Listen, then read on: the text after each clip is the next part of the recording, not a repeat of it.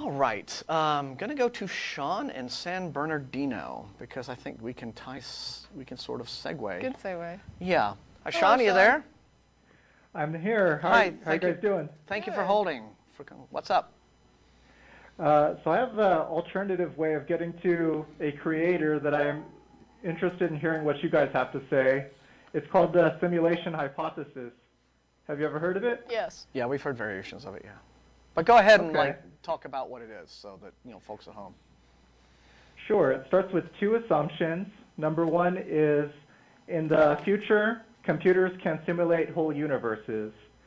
And assumption number two is there are other alien civilizations in the universe.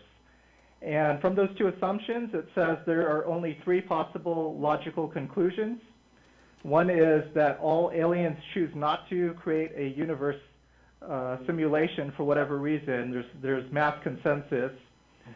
Conclusion number two, all aliens destroy themselves before developing the technology, so none of them are able to actually create simulations.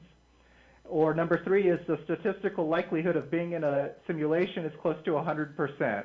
And the rationale for that is if you have a single civilization that starts creating simulations, then you'll have a billion simulations running on all these advanced laptops versus the one reality. So I thought it was a pretty interesting way of getting to a creator. I'd like to hear what you guys think, if you want to challenge it or whatever you have to say. I don't think I have to challenge anything that starts with two unfounded assumptions. Good point. Yeah, I mean, that's that's the end, right? I Yeah. mean, demonstrate your assumptions are correct, and then we can chat. Yeah, I mean, it's an absolutely true. fantastic premise for a science fiction writer. And, Yeah. it's ultimately you have to also, in addition to that, you look at just day-to-day life, right? And you can say, well, if all of the available evidence to me does not, something distinct would have to point to this being a computer simulation, versus simply a natural universe in which I exist. And without knowing, though, what those distinct pieces of evidence would be, how can you really make a meaningful, conclusion based on all of that? So it's it is simply it is perfectly practical for me, whatever the answer is, to simply, based on my experiences and my evidence and the input that I get, if the world looks to me like a natural world and I have no real criterion to say yes, but if this were computer simulation, you would also expect to see A, B, C, and D. Without knowing what those are, it's nothing more than, again, an interesting science fiction premise. So. Yeah, there's actually an analogy that I've used before in, not on this, but it seems to apply to this because it reminded me of it when you were talking. There was an analogy that I've used before where it's mainly for people that are talking about creating mind, I think it is, but the idea was if human beings can create an intelligence or something like a brain, which would be like a computer processor, then perhaps then this brain that we have is created, right? We can make things that process information. We process information, so we're created. And one of the things that I pointed out is that we have people who, for a living, will come to your house and build you a garden pond, right? They'll come and build a pond. There are people that can build ponds. There are people who are hired to build them. They make a living building ponds.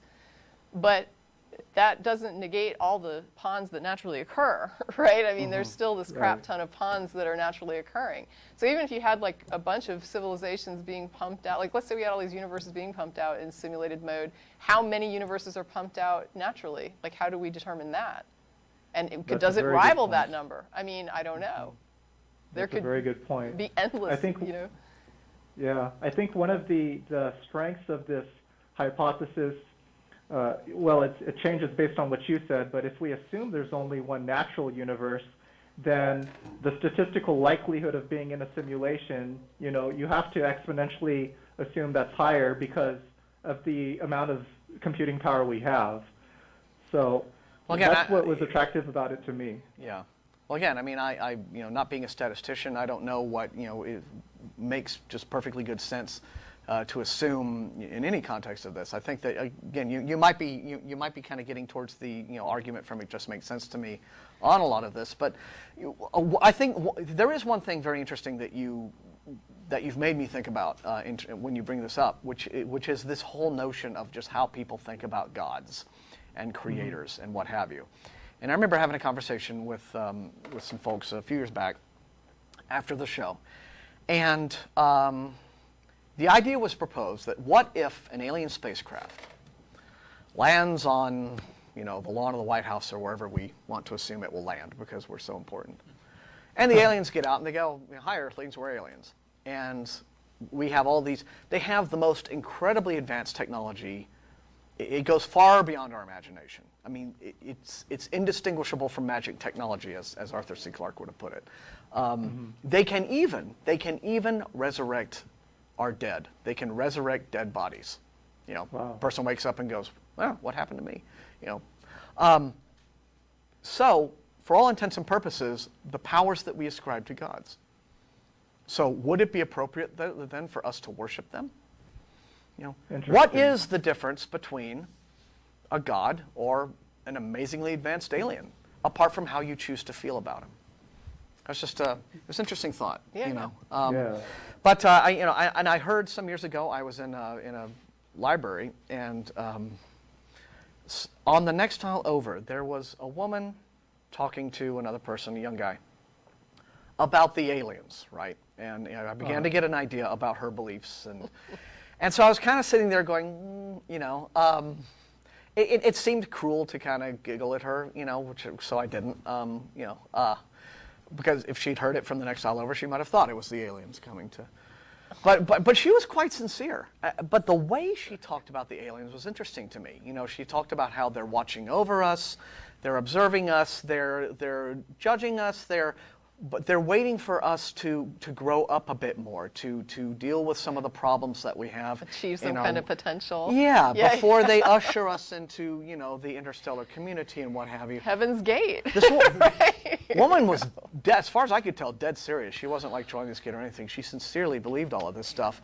And it occurred to me that what she's describing, it was no different than listening to a Christian talk about God and angels and these divine beings who do pretty much the same thing, right? They look after us, our guardian angels, they take care of us. Sure. But when we do things that make them sad, well, they're sad for us, and so, but we need to be forgiven of our sins. It was exactly that conversation. It was exactly that concept, just recontextualized into sci-fi, basically. So alien hypotheses, not terribly far off from conventional religion when you get right down to it. But listen, we're going to go ahead and take some of the next callers. We really do appreciate your call, but thanks a lot. Call us back sometime, and have a great week. You too. Take care.